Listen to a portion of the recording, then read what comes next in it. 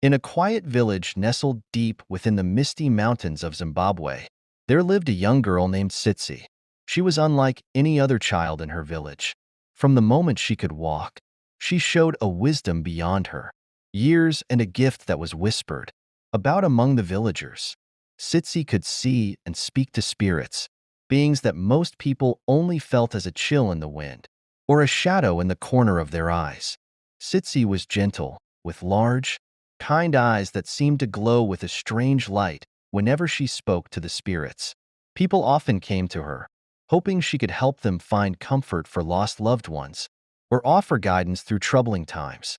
And though she was young, Tsitsi always did her best to ease their worries. But as Tsitsi grew older, her world began to change.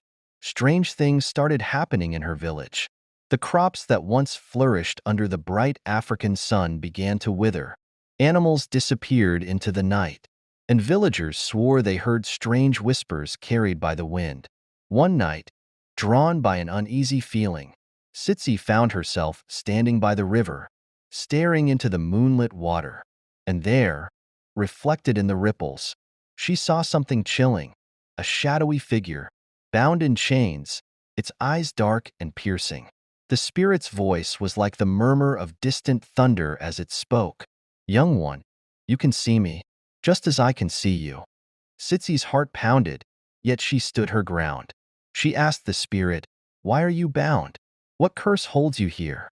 The spirit's voice softened, almost pleading. "I am trapped, held by chains forged from my own wrongdoings.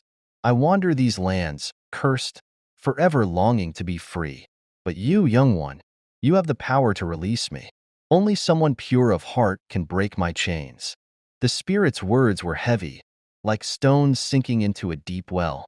Tsitsi knew that to free the spirit might bring danger upon herself, yet the sadness in its voice tugged at her heart. She hesitated, glancing back at her village, wondering what price this freedom might demand. That night, Tsitsi made her decision. She approached the spirit once more by the river, her voice steady as she whispered, "I will free you."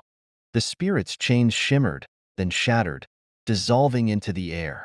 But as the chains broke, a dark energy swept over Tsitsi, chilling her to the bone. She gasped as she felt a strange, heavy presence settle within her heart. Over the following days, the village changed. The air grew colder, and a shadow seemed to hang over every hut.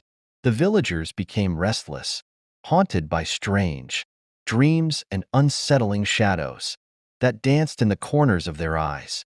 Tsitsi herself grew weaker, her face pale, her once bright eyes now dimmed by the burden of the curse. She stayed away from the village, hiding in the shadows, her heart heavy with sorrow. Though she had freed the spirit, she knew that its curse was now her own. The villagers noticed her absence and whispered that Tsitsi had become one with the spirits, transformed by her sacrifice. And though they mourned her, they believed that she had not left them entirely. On quiet nights, when the moon was full and the wind gentle, they said you could feel her presence, watching over the village, protecting them from harm. Tsitsi had become a guardian spirit, her memory woven into the fabric of the village's stories. They called her Mbuya Tsitsi, the grandmother of mercy, a protector who would forever watch over them from the shadows.